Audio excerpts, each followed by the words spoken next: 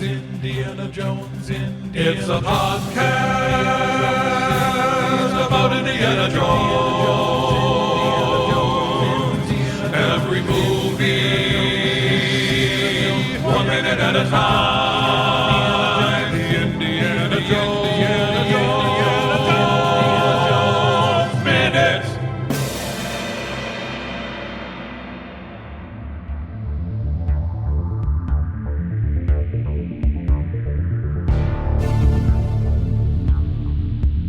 Welcome back to the Indiana Jones Minute, the daily podcast where we analyze and celebrate the movie Indiana Jones and the Temple of Doom, one melancholy, rock-crushing conveyor belt minute at a time. I'm Pete Mummert. I'm Tom Taylor. I'm the intern, Jerry Porter. And today we're joined by the founder of Dueling Genre Productions. Oh, that was good. Thank you. That was good. He's also, you probably know him as the host of Back to the Future Minute and the non-electric company version of Spider-Man Minute. He's the man, he's the myth, he's the legend. If you haven't heard him before, you probably haven't listened to any other movie podcasts. He's Mr. Scott Carelli. Welcome, Scott. I have never had a greater intro. Yeah, That was incredible. Blushing. Yeah, I feel shortchanged, Pete. Short round. Oh, that's right. Shortcut. And today we're going to talk about minute 98. And minute 98 begins with Indy bashing a sanding tower with a shovel. And it ends with some master marksmanship from a Pancot guard in a mine trolley. Can somebody explain this rock trough to me?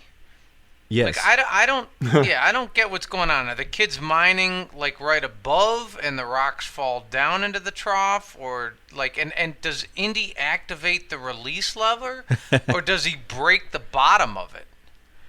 No, I think it's a sanding tower, which they use for trains. It's a pretty common thing for especially older trains, or like you put sand on the tracks and it increases the traction on the wheels, especially if you're going up a grade or going uphill.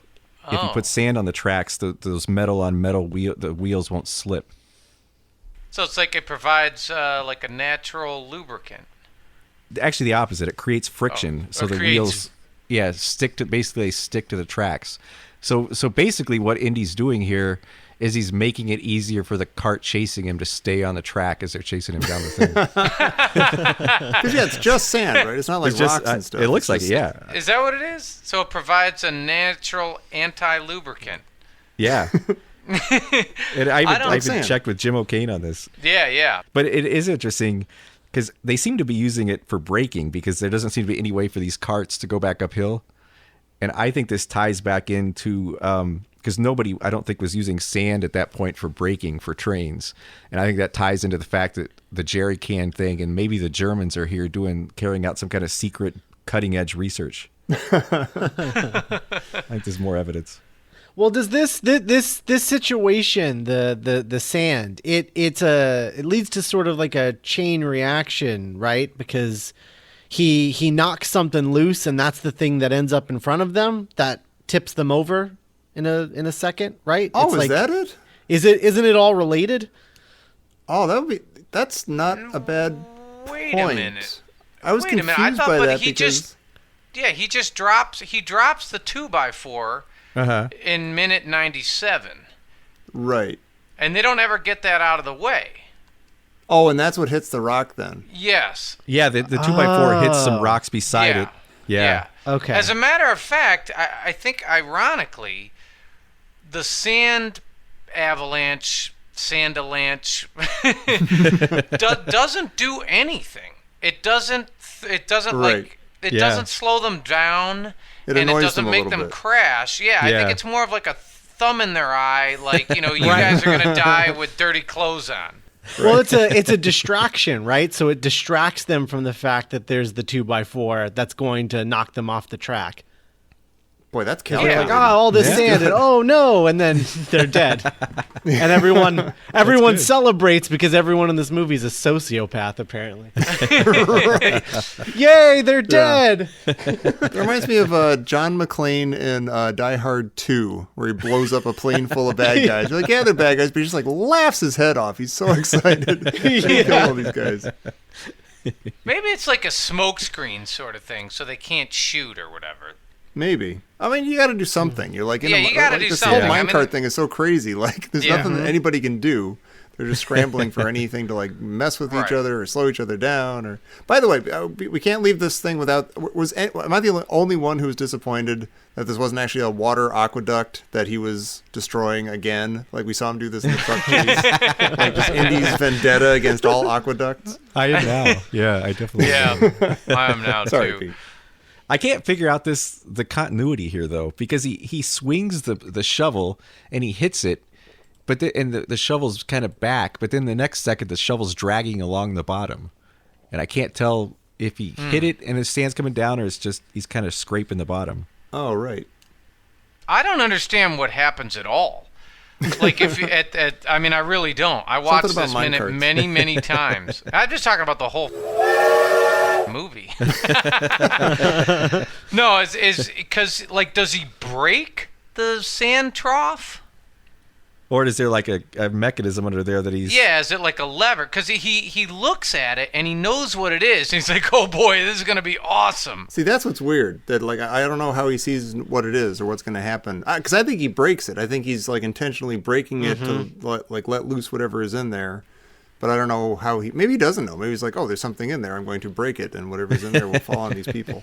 And to be clear, Pete, it's something that has to do with trains. It's not something that has to do with mines. Well, I surmised it because my dad was a train fanatic, and I thought this is a sanding tower. Oh, there's an ace up your sleeve. Yeah, really.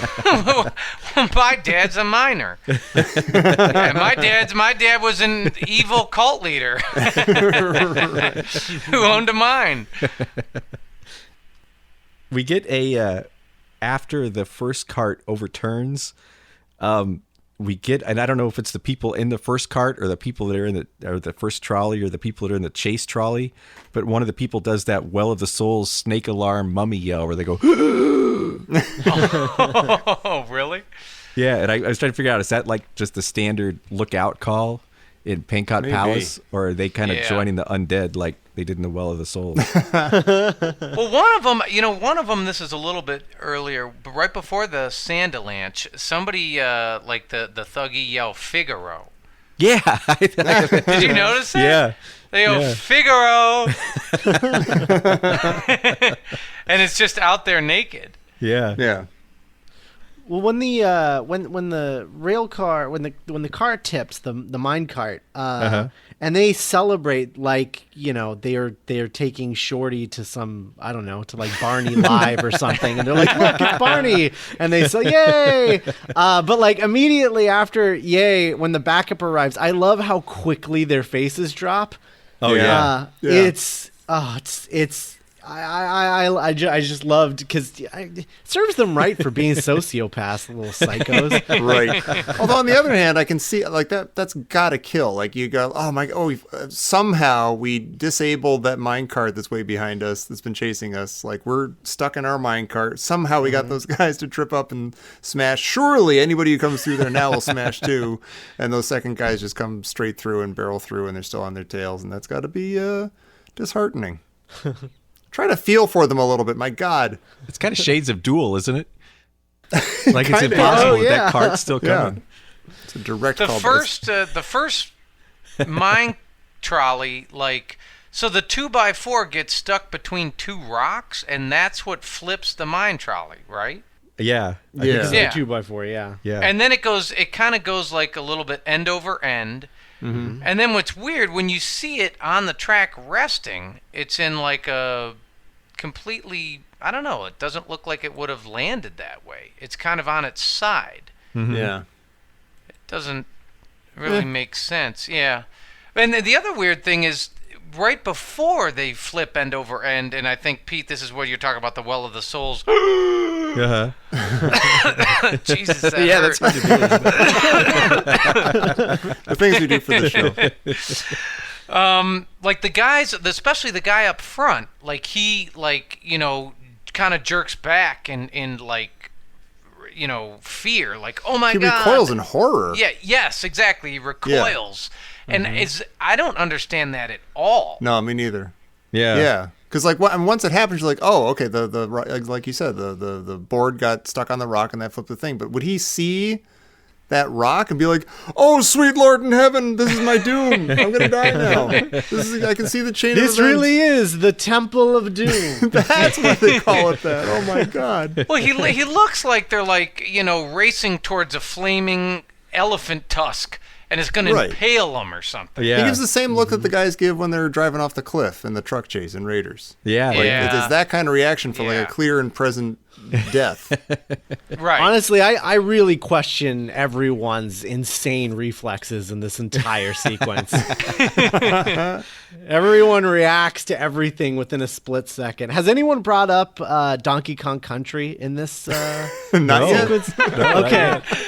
Because I mean, Donkey Kong Country just like really, they took this minecart thing and just really ran with it. There's like 2 or 3 minecart levels in every Donkey Kong Country game, and it reminds me of this, and it actually made me think when they kill the one cart and the other cart shows up, I'm like, oh, the enemy respawned.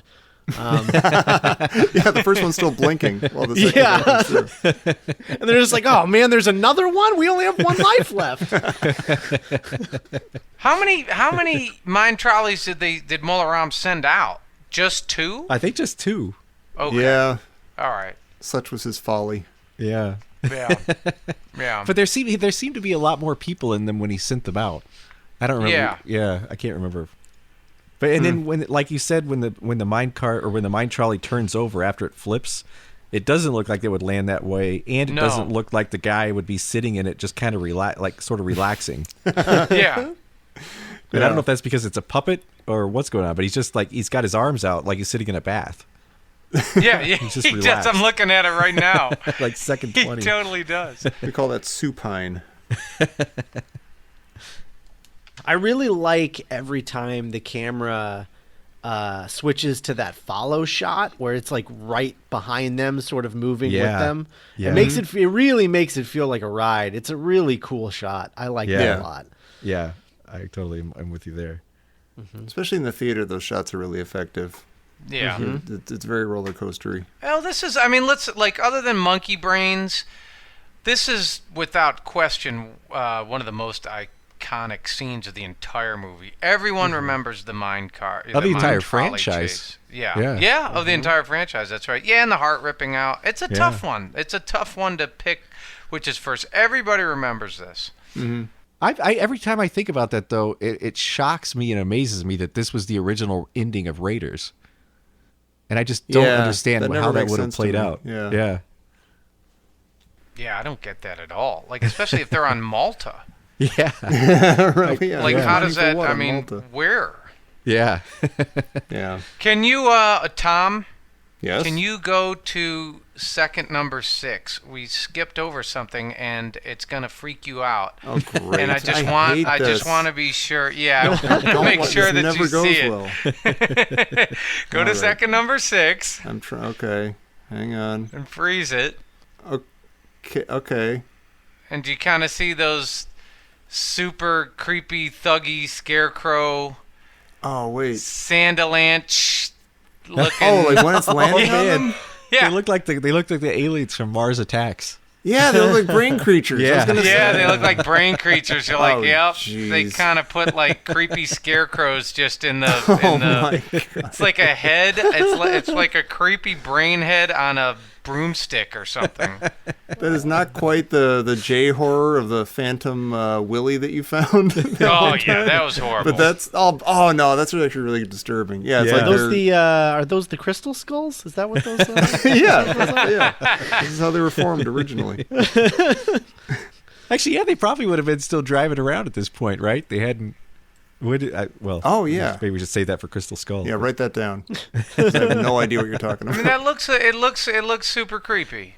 Yeah. I need to point that out. Thank you for that. And the music finally returns, and it's it comes back in, and it's subterranean trolley mischief. Yeah.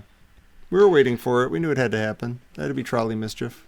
Yeah, subterranean trolley mischief. Molaram here with the whole water tower thing is clearly cutting off his nose to spite his face. I don't. This whole let's destroy our water supply. This could not have been easy to build, but we're gonna knock it down in the vague, possible hope that maybe it'll do something to Indiana Jones. Like, I don't even know what his plan is. Like, what's he hoping that will happen? I have a theory about this. Yeah, it better be good. Just looks like he's running an industrial laundromat. I mean, that's what this whole place looks like. Yeah. How are we going to get the whites clean now? Our hot water tower's gone. But, like, I think this goes back to when he does that evil laugh and he sneaks out via that trap door. Yeah. Because originally he fought Indy for the Sankara stones there. But in the movie we got, he just leaves them to Indy to take. And I think this is suddenly like he's having remorse over that decision. And it's like when you make one bad decision and then you make a second really bad decision because you sort of rashly react and try to make up for it. Yeah. And so I think he's destroying his entire mind just because he realizes he messed up and now he needs the Sankara stones back. That's hilarious. I'm wondering, is it possible that the collate is clear? And that's what's stored in the water tower. And they just add red to it for fun? Red dye number 7. I think that I don't know. For theatrical purposes. Yeah. Yes. It's blood. I'm not, I think that might just be the reservoir of collate, because there's a hell of a lot of people down there. Yeah. And, I actually did look up water use in mining. And it is used to help, extract valuable minerals from rocks. Yeah.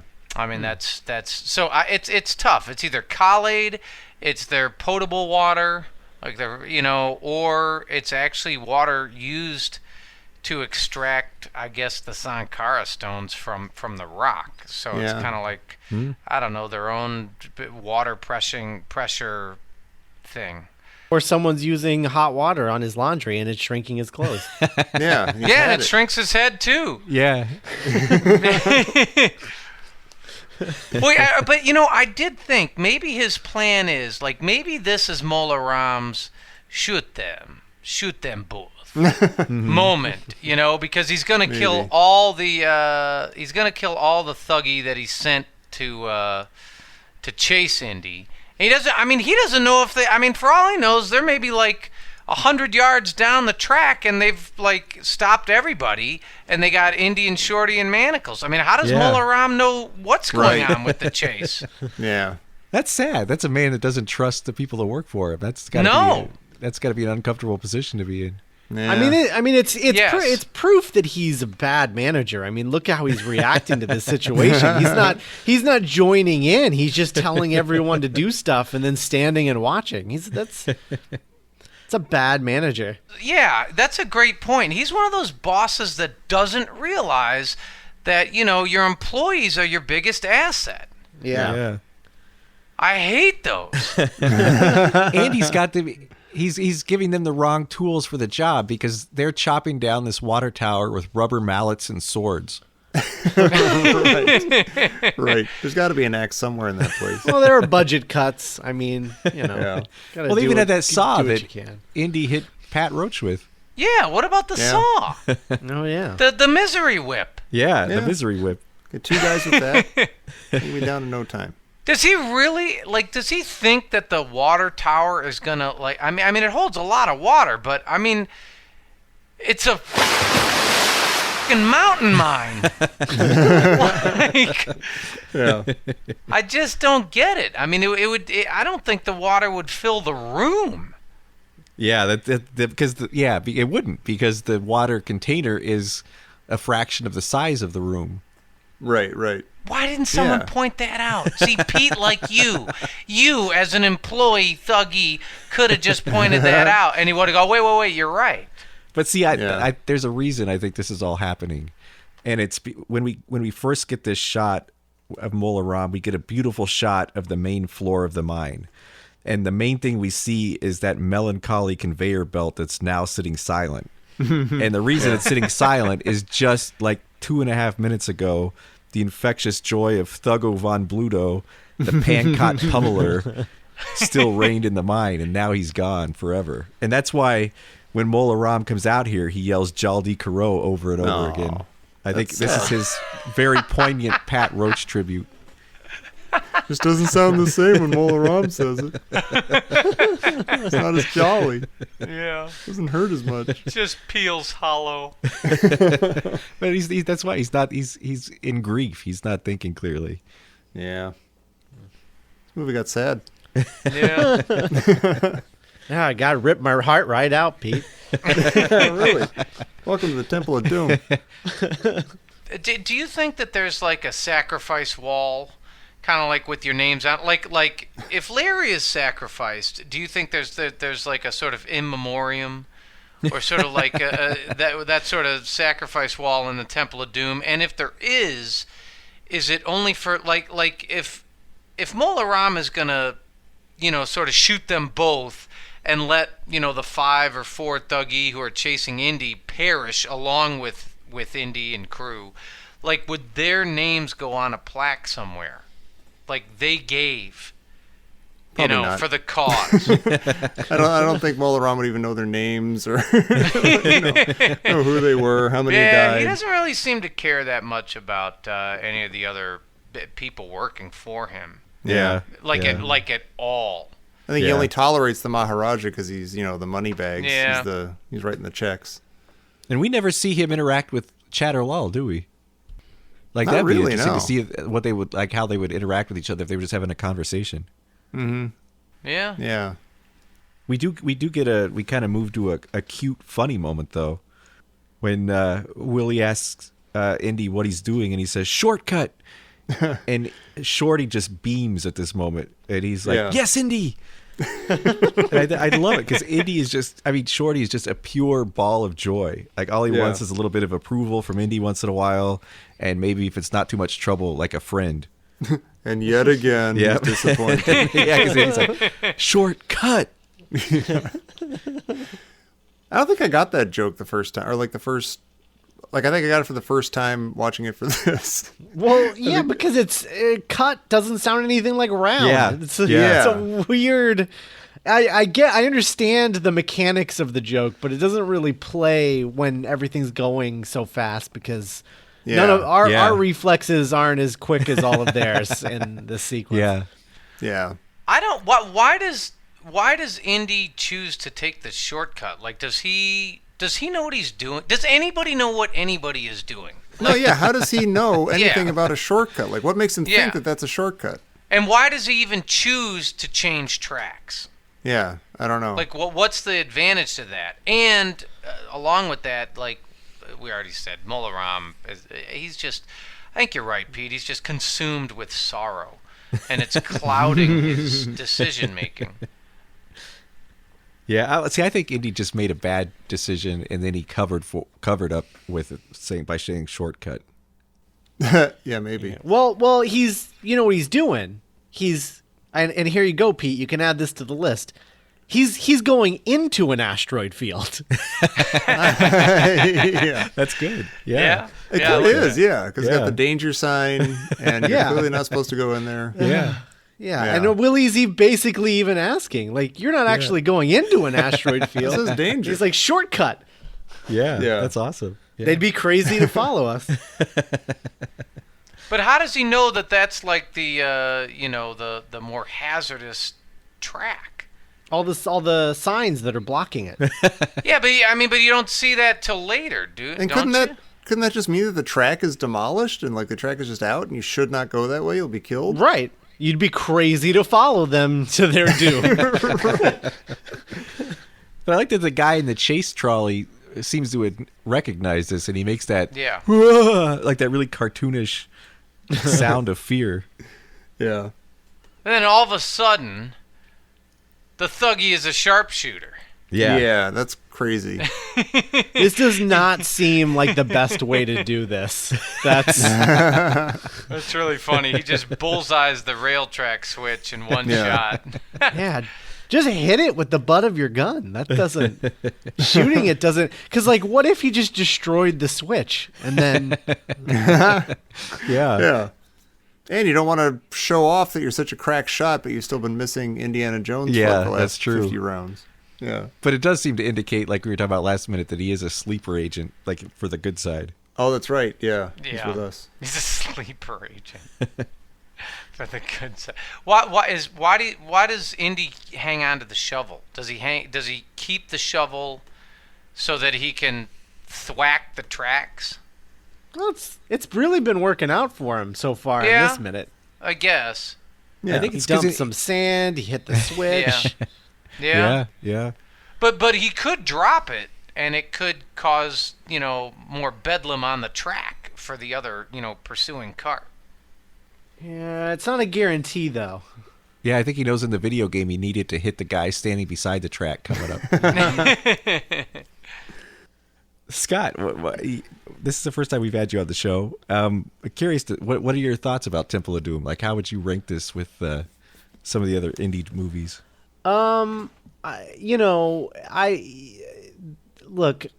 Crystal Skull joke aside that I made earlier, that's not really much of an Indiana Jones movie, is it? This is my least favorite of the three, but I think that it's, outside of the weird racist stuff and the cultural appropriation and all that stuff, I think it's probably the best directed of the three. Like, it looks really good. Even if the movie itself isn't as enjoyable to watch. And parts of it certainly are.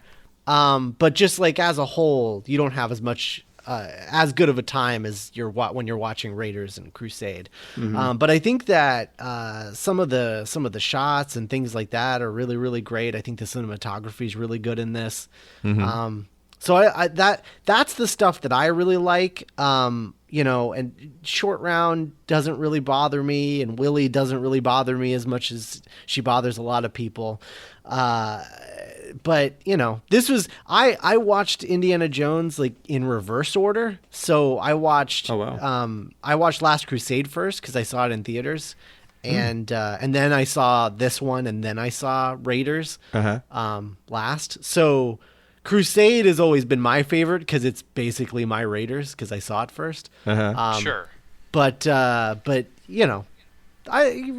Temple of Doom's good. It's just weird because Crusade set that I guess that I don't want to call it a rule, but like this sort of standard of Indiana Jones is an Indiana Jones without Nazis. Right. And so because of that, you look back at Temple of Doom in retrospect and you're like, well, that's a weird Indiana Jones movie, isn't it? But it's not if you were just going to do a different thing every movie. But then they decided not to do a different thing. And so then it became a Nazi thing. And now this is the weird one. So right. I don't know. It's either German Nazis or Russian Nazis. Yeah. And that's interesting because when we started this, of the three, I was the most lukewarm on this one. But as we've gone on, I've tried to embrace some of the weirdness about this movie. And I actually love it now. Like, there's so many things about this movie that I think are just make it a masterpiece. And it's dark and it's weird and it's kooky and it definitely has its flaws. But I think there's a lot to love about this movie. The camera work is phenomenal in this movie. I think it's one of Spielberg's best looking movies, to be totally honest. Because one of the things that, and this is probably coming from me having seen Last Crusade first, and so my vision of Indiana Jones seems to match Spielberg and Lucas's vision, which is everything is backlots and sets because it's supposed to look like an old Hollywood movie.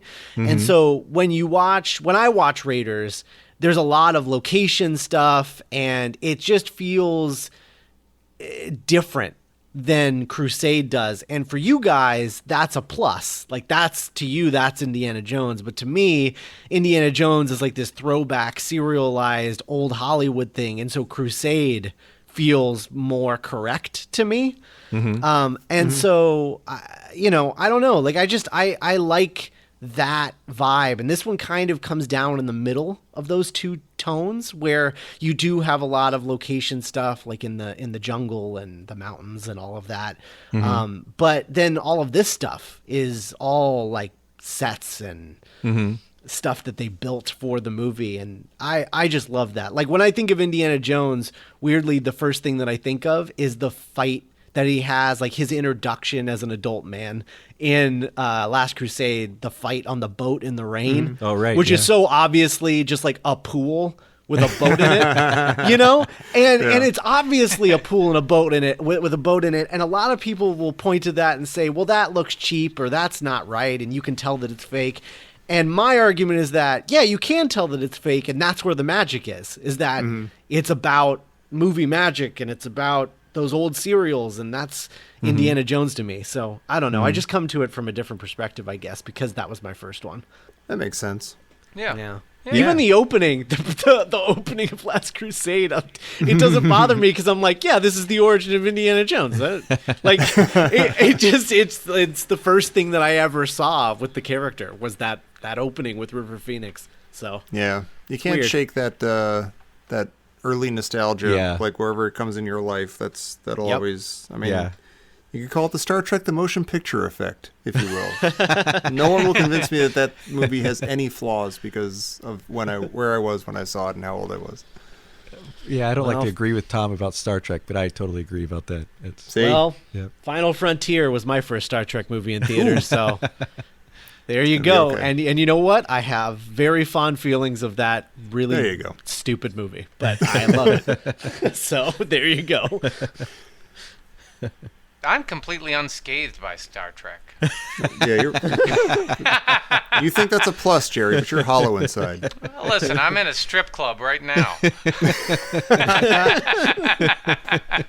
Are you stripping or watching? Yeah. What do we take from this? Yeah, either is fine. You can read that several different ways, Jerry. Yeah. Oh, wait a minute. Something's coming in here. Oh. What do you mean? What? Who? Yeah. Who? Oh, my God. This just in from Professor Christy Porter. Oh. We have a bilingual danger. Yeah. Oh, that's true. We do. Yeah. Well, that's trilingual if you count the skull drawing. The international symbol for danger. Why do you think they did that? I mean, Pete, you talked about like at that time in India, English was spoken or taught, or was that sort of the government sanctioned official language? Yeah. And are they using that in the Temple of Doom too? Yeah, it's interesting that they chose to use it down here. The other thing I can think of is they used it especially for Pat Roach. It's sort of an That's honor. what it is. Yeah. Yeah, that's Pat Roach, the Anglican. Well, the Temple of Doom is actually just a rundown theme park that they're using for all of this. So. Right. That's why there's English. Yeah, I love that. True Scooby-Doo fashion. Yeah. Totally. That's hilarious. And Mola Rob's head totally could be one of those masks you pull off. Like, you just grab the red part and pull it off. It was Chatter Lal from Oxford the whole time. His was like the top prize if you shoot 3 balloons in a row. Well, thanks, Scott. This was a lot of fun having you on today. And thank you for having me. Yeah, and there are lots and lots of places I know people can find you. Are there any of them you would especially like to tell people about here? So duelinggenre.com is the site that I started, that we have tons of podcasts over there. The ones that I do, we just wrapped Back to the Future Minute. By the time this comes out, I think it's over. That's I would assume it's still so. there. Yeah, but it's all still there. All 340 Wow. episodes.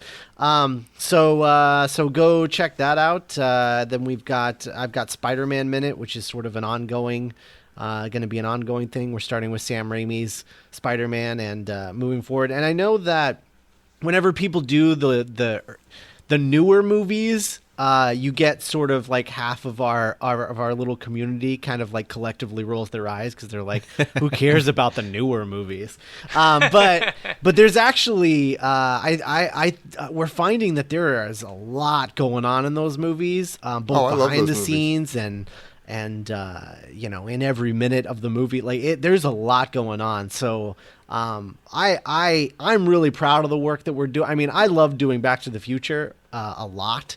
But I think that Zach and I are really, giving it our all on Spider-Man. I'm really proud of the work we're doing over there on that show. So if you like Spider-Man, the character, even if you think that those movies are a little cheesy or whatever, we talk about Spider-Man just in general a lot on that show, as well as whatever's going on in the movie. So go check that out. I'm very, very proud of what we're doing over there. So if you like Spider-Man, please.